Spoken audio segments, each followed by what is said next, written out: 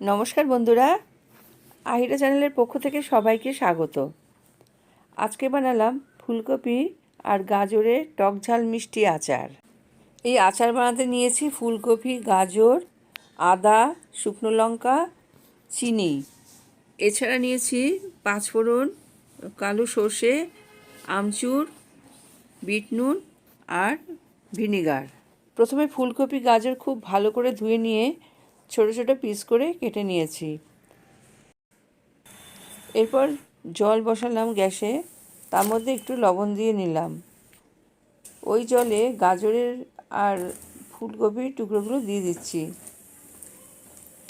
হালকা ভাপিয়ে নিয়ে এগুলো আমি তুলে নেব। ভাপানো ফুলকপি, গাজর তুলে নিয়ে ভালো করে জল ঝরিয়ে ঘরের পাখার হাওয়ায় শুকিয়ে নিয়েছি। এরপর কড়াইয়ে সর্ষের তেল গরম করে নিয়েছি, তার মধ্যে পাঁচফোড়ন দিলাম। এরপর দিলাম শুকনো লঙ্কা। ফোড়ন হালকা ভেজে নিচ্ছি যতক্ষণ না সুগন্ধ বেরোয়। এরপর দিয়ে দিচ্ছি আদা কুচি। আদা দেওয়ার পরও আমি 1 মিনিট মতো ভেজে নিলাম। এরপর তেলে আমি গাজর আর ফুলকপি দিয়ে দিচ্ছি।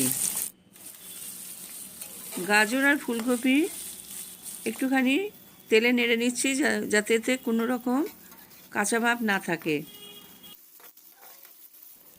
এরপর দিয়ে দিলাম স্বাদ মতো বিট নুন।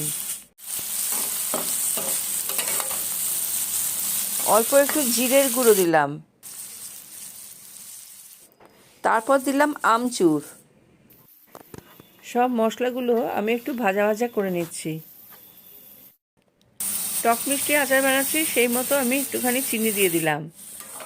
আচার প্রায় হয়ে এসেছে। এরপর দিয়ে দিলাম ভিনিগার। আরও 2-3 মিনিট আমি রান্নাটা করে নিলাম যাতে জলীয় অংশটা বেশি না থাকে।